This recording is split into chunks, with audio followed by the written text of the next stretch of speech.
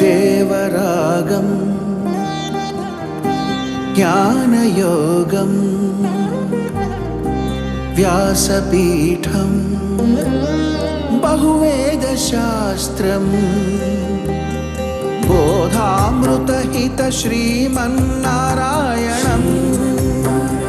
శివగౌరీ సంభాషిత సకల పురాణం అష్టాక్షరి పంచాక్షరి మంత్రావరణం అఖిల దేవతా సంస్తుతి పారాయణం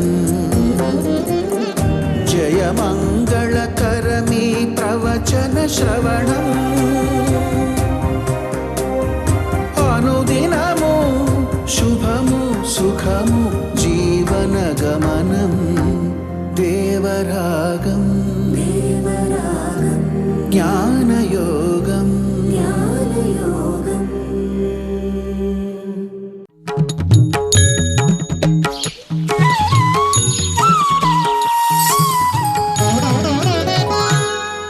ఆపదామపహర్తారం దాతారం సర్వసంపదాం లోకాభిరామం శ్రీరామం భూయో భూయో నమామ్యహం.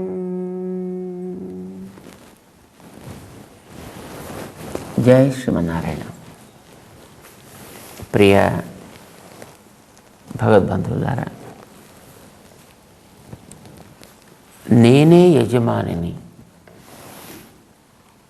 అంతా నా దగ్గర పనిచేసేవాళ్ళు, ఈ భావన కలిగితే మనిషిలో గర్వం పెరిగి అందరి మీద పెత్తనం చెలాయించడం, కోపాలు తాపాలు ఇలాంటివి వస్తాయి.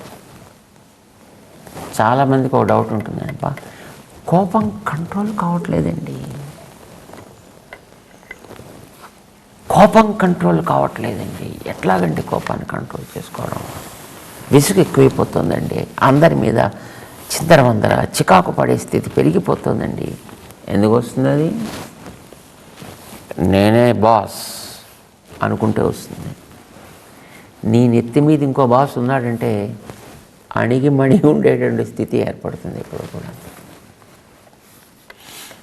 అందరికీ తెలుసు, ఒక ఆఫీసర్ దగ్గర పనిచేసేవాడు ఆ ఆఫీసర్ దగ్గర పనిచేసేంత వరకు వాడికి ఆకలేస్తున్నా, ఒళ్ళు బాధలు కలుగుతున్నా, మానసిక చికాకు ఏర్పడుతున్నా వాడి దగ్గర కుక్కిన పెయిన్ లాగా ఇలా చేతులు కట్టుకొని డిసిప్లిన్గా వాడు ప్రవర్తిస్తాడు. కానీ అదే అక్కడి నుంచి ఇంటికి రాగానే ఇంట్లో వాళ్ళందరి మీద కై కై కై కై కై కై ఎగరడం ప్రారంభిస్తాడు. ఎందుకని? ఇక్కడ నేను యజమాని, అక్కడ వాడు యజమాని. చేత యజమాని ఒకడు ఉన్నాడు అని అనుకుంటే వాడి దగ్గర శిరస్సు ఉంచి ఉండగలిగేటటువంటి స్థితి వస్తుంది. నీ కోపాలు తగ్గుతాయి. సో సింపుల్ అండి. ఇప్పుడు కోపం వచ్చి ఇంట్లో అరిచేటువంటి వాళ్ళకి వాళ్ళ బాస్ని జ్ఞాపకం చేయండి ఒకసారి, తక్కువ దిగుతాడు అంతే వాడికి. వాళ్ళందరికీ వెనకాతలు వాడు ఉన్నాడు. వాడు ఆ విషయాన్ని మనం మర్చిపోతుంటాం. అర్జునుడికి శ్రీకృష్ణుడు, నాయన నీ ఆత్మదర్శనానికి తగ్గట్టుగా నీకు ఉత్తమమైనటువంటి పురుషార్థమైన ఆత్మదర్శనాన్ని నీవు లభించడానికి నీకు కావలసిన సాధనాన్ని నేను చెప్తానయ్యా. కర్మ అనుష్ఠానం చేయమని చెప్తున్నా కదా. కర్మ నీకు ఏర్పడ్డ విధి నిర్వహణ ద్వారా, అంటే కర్మయోగ అనుష్ఠానం ద్వారా ఆ చేసేటప్పుడు నిష్కామంగా చేయాలంటే దానికి వెనకాల జ్ఞానం సహకరించాలి కనుక జ్ఞాన యోగమును ఆచరించటం ద్వారా, అది నా మీద పెడితే నీకు సుఖం కనుక కర్మ సన్యాసం అనేటటువంటి యోగము ద్వారా 3 అధ్యాయాలు మనకి. కర్మయోగం అయింది, జ్ఞానయోగం అయింది, కర్మ సన్యాసం అనే 5వ యోగం అయింది, 5వ అధ్యాయం అయింది. అవునా? 3 అధ్యాయాలు అయ్యాయి మనకి. ఈ 3 అధ్యాయాలు చెప్పిన విషయం ఇంతేనండి. సో మనకి ఒకసారి అన్నిటిని కూడా సంక్షేపంగా తయారు చేసుకుంటే 3 లైన్స్లో వచ్చింది. ఇప్పుడు నా యందు పెడితే నేను చూసుకుంటాను కనుక దానికి పెట్టడానికి సాధనం మనస్సు. ఆ మనస్సు చేత నువ్వు పెట్టించాలి. సో మనసుకి నేర్పాలి. నేర్పడం ఎట్లాగో చెప్పాడు ఆయన. ఎట్లా దాన్ని వెనక్కి జారుతూ ఉంటుందో, జారుతుంటే ఎట్లా వెనక్కి తీసుకురావాలో 26వ శ్లోకంలో చెప్పాడు. ఇప్పుడు అట్లా పెట్టడం వల్ల కలిగే లాభం ఏమిటి? ఆచరణ చేస్తూ దానివల్ల వాళ్ళు కష్ట సుఖాలని, లేదు అనుకూల ప్రతికూల స్పర్శలని తాను తట్టుకుంటూ చెప్పినట్టుగా వాడి మనసును పెట్టి నా బాధ్యత నేను నెరవేర్చుకుంటాను అనుకో, ఏం జరుగుతుంది నాకు అప్పుడు ఫలితం అంటే చెప్తున్నాం కదా. నీకు కావాల్సినటువంటి ఆత్మ సాక్షాత్కారం నీకు ఇక్కడ లభించిపోతుంది. అత్ర బ్రహ్మ సమస్నుతే అన్నట్టు అయిపోతుంది అనమాట. 27వ శ్లోకంలో ఆ విషయాన్ని స్పష్టం చేస్తున్నాడు అర్జునుడి విషయంలో. తద్వారా మనకందరికీ కూడా ప్రశాంత మనసం హ్యేనం యోగినం సుఖముత్తమం ఉపైతి శాంతరజసం బ్రహ్మభూతం అకల్మషం. మనస్సు ఏమవుతుంది, ఆత్మ ఏమవుతుంది, ఎలా అవుతుంది, చివరికి ఏం దొరుకుతుంది, చక్కగా చెప్పేసాను ఒకే శ్లోకంలో ఈ విషయాలని. ప్రశాంత మనసం హీ, ఇది నువ్వు కూడా ప్రత్యక్షంగా చూడొచ్చా. హీ అంటే అర్థం ఇది సందేహం లేనిది, ఇస్ సో ఎవిడెంట్, ఇది చక్కగా మనం చూడదగినటువంటిది, ఇందులో నీకేం డౌట్ అక్కర్లేదు సుమా. హీ అంటున్నాడు ఆయన. ఏమిటి హీ? ప్రశాంత మనసం హీ ఏనం యోగినం అకల్మషం శాంతరజసం బ్రహ్మభూతం సుఖముత్తమం ఉపైతి. వీడు సుఖాన్ని పొందడం కాదయా, సుఖం వీడిని వెతుక్కుంటూ వస్తుందంటున్నాడండి. ఎంత తమాషా చూడండి.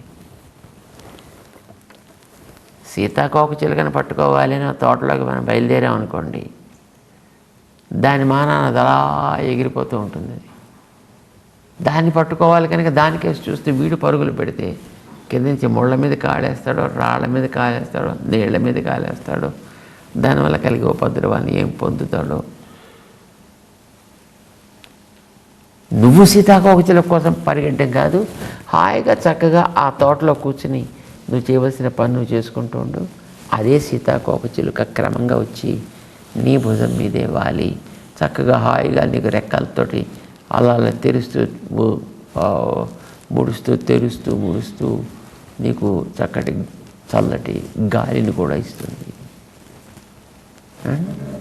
సీతాకోక చిలుక నువ్వు పరిగెట్టడం మంచిదా, నీ దగ్గరికి సీతాకోక చిలుక వచ్చి వాడడం మంచిదా? అట్లానే ఆత్మదర్శనం కోసం నువ్వు పరిగెట్టాలా, లేదా నీ దగ్గరికి ఆ సుఖం వచ్చి చేరాలా? ఇప్పుడు నేను చెప్పినట్టు చేస్తే నీ దగ్గరికి ఆ సుఖం వచ్చి చేరుతుందా? ఇది మనకి పెద్ద ధైర్యం ఇస్తున్నాడు. ఏం చేస్తే నువ్వు ఎప్పుడైతే ఆత్మ దగ్గరికి మనస్సుని జాగ్రత్తగా బుద్ధ్యా ధృతిగృహీతయా మనసేవి ఇంద్రియగ్రామం సంనియమ్య, నీ బుద్ధితోటి చక్కగా విశ్వాస పూర్ణమైనటువంటి బుద్ధితోటి మనస్సుని లాగి దాని కంట్రోల్లో ఇంద్రియాలు ఉండేటట్లుగా తయారు చేసుకున్నావు. అప్పుడు దానికి ఏమంటుందని ప్రశాంత మనసం. ఇదివరకు వేటి మీదకి వెళ్ళి వేటితో అలవాటు పడిందో వాటిని మెల్లిగా మెల్లిగా తగ్గించుకోవడం ఇప్పుడు ప్రారంభం చేసింది. మనసు ఏమవుతోంది ఇప్పుడు? ప్రశాంతమవుతోంది. ఇదివరకు ఈ లోపలంతా కూడా దుమ్ము ధూళి చెత్త చెదారం ఇవన్నీ ఉండడం చేత లోపలికి ఏదైనా ఒక కారు వెళ్ళిందనుకోండి, మళ్ళీ ఆ దుమ్మంతా పైకి లేచింది. ఇప్పుడు మనం చూస్తున్నామంటే లోపలికి కార్లు వెళ్ళిపోతున్నాయి, రూపాలన్నీ ఒక్కొక్కటి ఒక్కొక్క కారు అంత లోపలికి వెళ్ళిపోతుంది. చెవితోడు ఒక్కొక్క శబ్దం లోపలికి పోస్తున్నాము అని అన్నట్టయితే మనకి ఆ లోపల ఉండేటటువంటి దుమ్ము ధూళి అంతా మొత్తం పైకి లేస్తూ ఉంటుంది.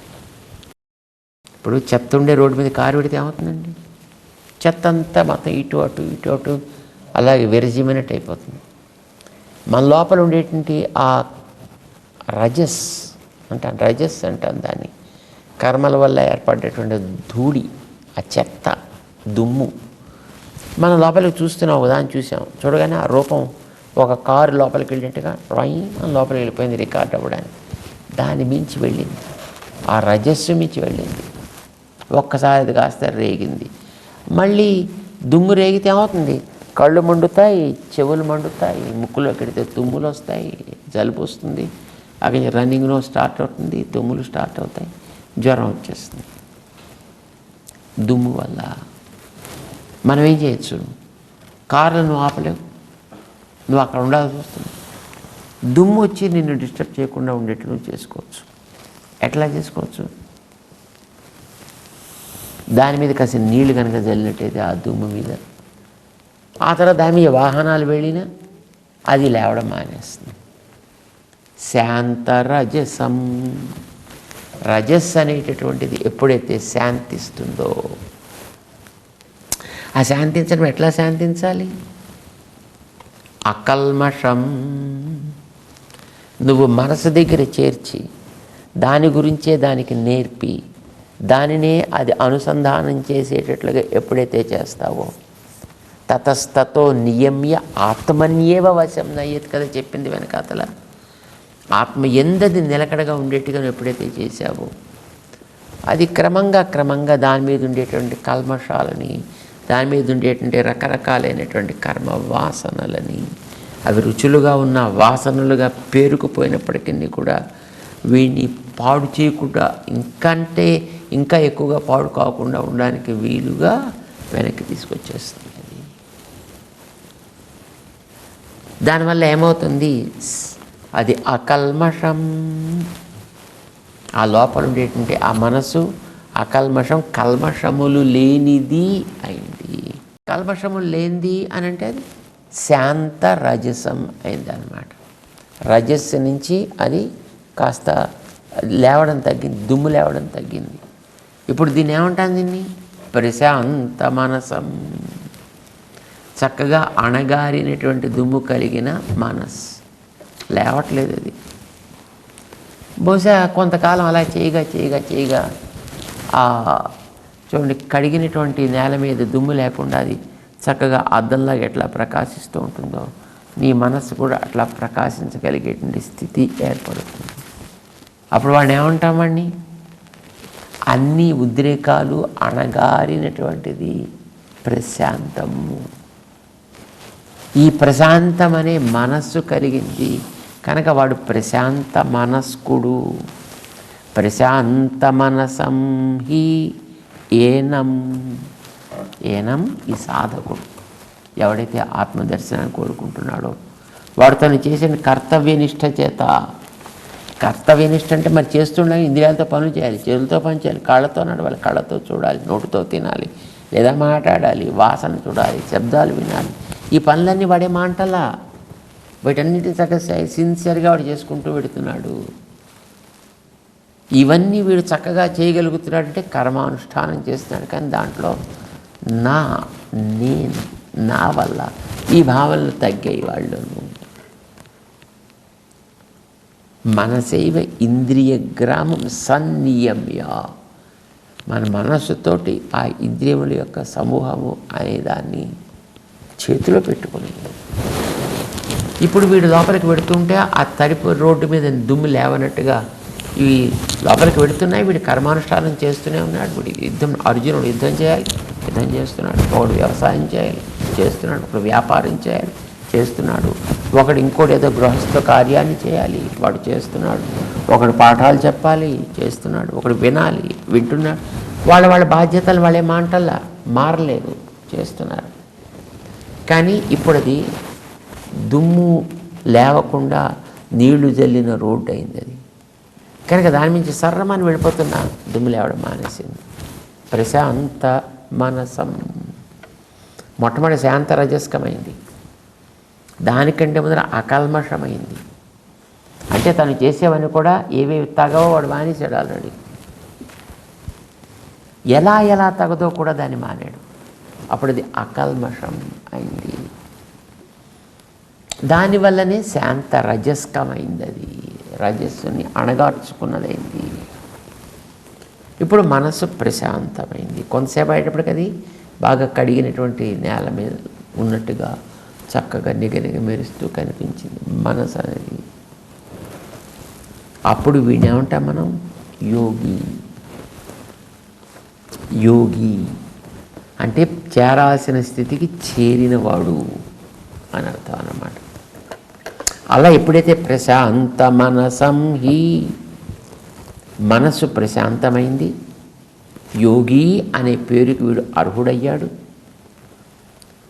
శాంతరజస్కుడు కూడా వీడు అయ్యాడు. రజస్సు పైన వీళ్ళు లేవకుండా అయిపోయింది. అకల్మషం, వీళ్ళు ఉండేటువంటి దోషాలన్నీ కూడా పూర్తయ్యాయి. ఇవన్నీ ఒకదాని తర్వాత ఒకటి జరగాల్సినవి సుమా. మొట్టమొదటి అకల్మషుడు కావాలి, మాలిన్యాలు తొలగాలి. రెండవది రజస్సు తగ్గాలి. అప్పుడు వీడికి మనసు ప్రశాంతతకైతే అప్పుడు ఆత్మ ప్రకాశం ప్రారంభమవుతుంది. వీళ్ళు కింద ఉండేటువంటి గ్రౌండ్ యొక్క సహజమైనటువంటి కాంతి పైకి వస్తుంది. అప్పుడు బ్రహ్మభూతుడు అవుతాడు వీడు. బ్రహ్మ అంటే పెద్దదైనటువంటి ఆత్మ వీడికి దర్శనమిచ్చేటట్లుగా అయింది. అప్పుడు ఉత్తమం సుఖం ఏనం ఉపైతి. తమాషా అది. ఉత్తమం సుఖం, సుఖముల్లోకెల్లా అతి గొప్ప సుఖమేదో అది ఏనం ఉపైతి, వీడిని చేరుతోంది. అది వీడు దాని వెనక పరిగెట్టట్లే, అది వీడి దగ్గరికి వస్తుంది. మనం వెళ్ళడం ఇంపార్టెంటా, అది రావడం ఇంపార్టెంటా? మనం వెళ్దామంటే ఎక్కడికి పెడతాం కనుక దాన్ని ఎక్కడైనా పట్టుకుంటాం. దాన్ని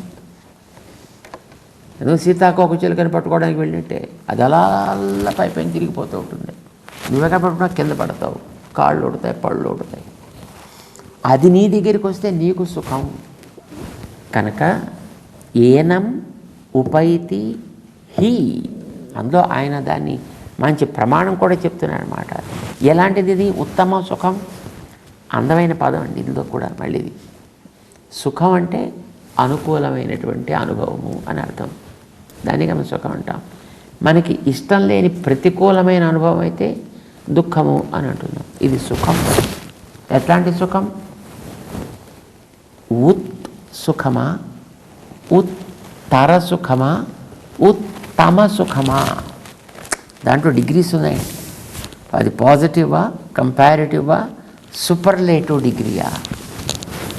ఇందులో ఉత్తమం సుఖం అని పెట్టారు, సూపర్లేటివ్ డిగ్రీ పెట్టండి. అంటే దీని కింద ఉండే ఉత్తర సుఖం ఒకటి ఉంది, ఉత్ సుఖం ఒకటి ఉంది. ఇప్పుడు వీడు దేన్ని పొందుతాడు? యోగినం సుఖం ఉత్తమం ఉపైతి. సుఖాల కల్లా అతి గొప్ప సుఖమేదో అది వీడు పొందుతాడు. అంటే కేవలం అది ఉందని తెలిస్తే వీడికి ఒక ఆనందం అండి. ఎదురకుండా లభిస్తే దాని ఆనందం గొప్పదే. ఇప్పుడు ఎవడైనా మనకు ఒక విషయాన్ని గురించి చెప్పాడు అనుకోండి, చెబితే ఒక రకమైనటువంటి ఓహో చాలా గొప్పది కాకపోతే, బాగుంటుంది కాకపోతే, అది ఇలా తిరుగుతుంటే గిరిగరా తిరుగుతూ ఉంటుంటే దీపాలు వెలుగుతూ ఉంటాయట, ఇలా పైకి వెళ్ళి మళ్ళీ కిందకు వస్తూ ఉంటుంటే అదొక ఆనందం. కానీ వీడిని ఎరిగి వెళ్ళి దాంట్లో కూర్చున్నాడు అనుకోండి, ఆనందం వేరు కదా. అది ప్రాక్టికల్గా దాన్ని అనుభవించేటువంటి ఆనందం వేరు కదా. అది ఉత్తమమని దాని గురించి వింటాడు. అది ఉత్తరం, పర్వాలేదు, గొప్పదే, బాగుంటుంది అనిపించింది. అక్కడెక్కడో ఉందిట, అది ఉత్సుఖం. ఆత్మని గురించి తెలుసుని వీడికి, వీటికంటే విలక్షణమని, అది ఉత్సుఖం. ఏమంటామండి? ముముక్షు. అదేదో ఉందిట, దాన్ని మనం పొందాలిట, అది ఉత్సుఖం. అది కానీ దాని గురించినటువంటి విషయం స్పష్టమైతే అది ఉత్తర సుఖం. అది వీటికి లభిస్తే ఉత్తమం సుఖం. ఉత్తమం సుఖం ఏనం ఉపైతి. ఈ ఉత్తమమైనటువంటి సుఖం వీడిని పొందుతుంది. కర్తృత్వం దేని మీద ఉంది? ఇప్పుడు అది పొందుతుంది అంటే దాని ఎందుకు కర్తృత్వం, వీడి ఎందుకు కర్తృత్వం కాదండి. అంటే నేను వెళ్ళి దాన్ని పట్టుకొని లాక్కొచ్చి తెచ్చుకోకర్లా, అది వచ్చి నన్ను చేరుతుంది అని చెప్తున్నాడు. కర్తృత్వం నిజానికి దాని మీద పెట్టడం మనకి సుఖం అండి. మన మీద పెట్టుకున్నామంటే మళ్ళీ మనలో ఒక అహంకారం పెరుగుతుంది. నేను పొందుతున్నా, అది మళ్ళీ మనలో ఒక రకమైనటువంటి దోషాన్ని ఆవహింపజేస్తుంది. అది లభిస్తోంది. ఇప్పుడు నిజానికి ఎండ వస్తుంది, ఎండను మనం తెచ్చుకుంటున్నాం. ఎండ మనం తెస్తే వస్తుందా? లేదు కదండి. కర్తృత్వం దాంట్లో ఎండ రావడంలో మీదే ఉంది, ఏమీ లేదు దాంట్లో. అది వస్తుంది, నువ్వు దాన్ని ఆస్వాదిస్తున్నావు, అనుభవిస్తున్నావు. గాలి వీస్తుంది, నువ్వా తెస్తున్నావు గాలి, నువ్వా తెచ్చుకుంటున్నావు గాలి, తనంతట తనే వస్తుంది. కర్తృత్వం మంది కాదు. అర్థం ఏమిటి? నువ్వు చేయాల్సిన పని ఉంటే ఏం లేదా, నువ్వు మనసును అక్కడ పెట్టేదాకానే నువ్వు చేయాల్సిన పని, తర్వాత జరగాల్సింది ఏదో అదే జరుగుతూ ఉంటుంది. నువ్వు చేయవలసిన పనల్లా అది వచ్చి నిన్ను చేరుతుండేప్పుడు అడ్డకుండా ఉండు, అంతే చాలు. గాలి వీస్తుంటే లేదండి నేను ఒక గోడ కట్టుకుంటాను అంటే గాలి నీకు రాదు. ఎండ వస్తోంది, నేను పైన ఒక కవర్ వేసేస్తా, నీకు ఎండ రావడం మానేస్తుంది. అంటే అది వచ్చి నిన్ను చేరుతోందంటే దాని యందు నీకు ఒక ప్రీతి కలగడం కోసం చెప్తున్నాను. సుఖం ఉత్తమం ఉపైతి, మంచి సుఖం నిన్ను చేరుతుంది అంటే నువ్వు ఎంత శ్రమ పడకుండా హాయిగా నువ్వు పొందగలిగేటువంటి వ్యక్తి కాగలుగుతున్నావయ్యా. దాని యందు మనకు ఒక రకమైనటువంటి ఆప్తి, ఒక రకమైనటువంటి ఆప్తత పెరగడం కోసం అని చెప్పేటటువంటి ఒక అందమైనటువంటి మాట.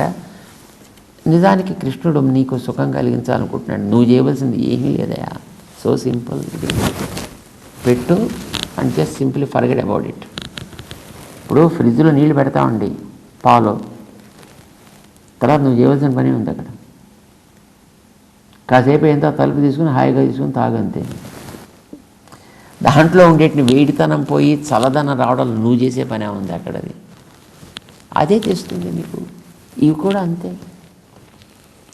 కర్తృత్వం మన మీద పెట్టుకోవటం లేదు.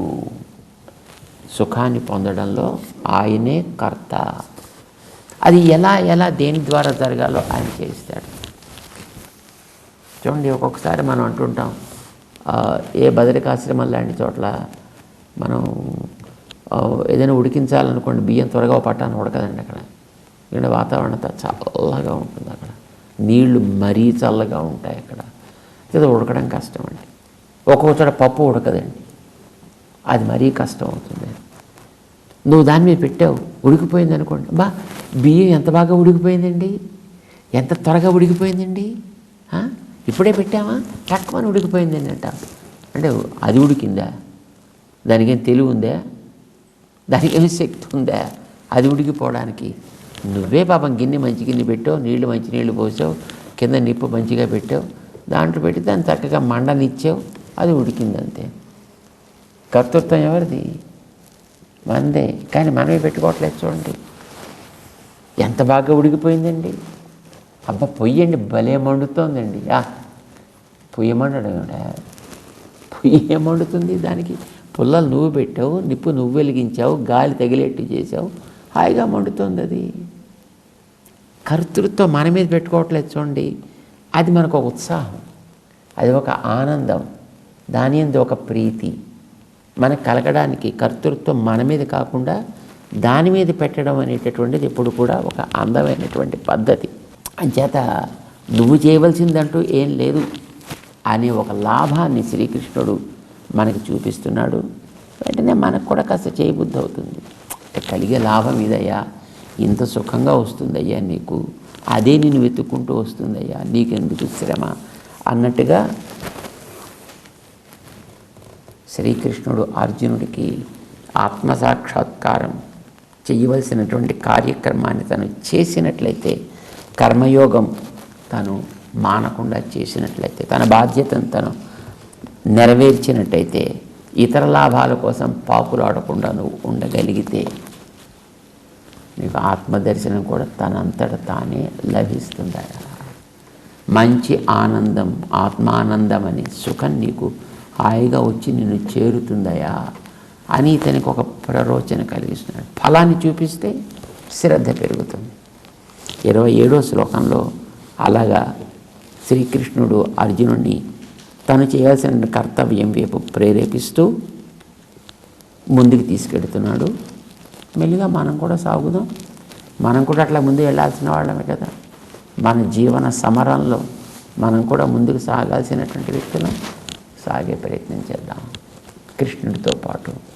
జై శ్రీమన్నారాయణ.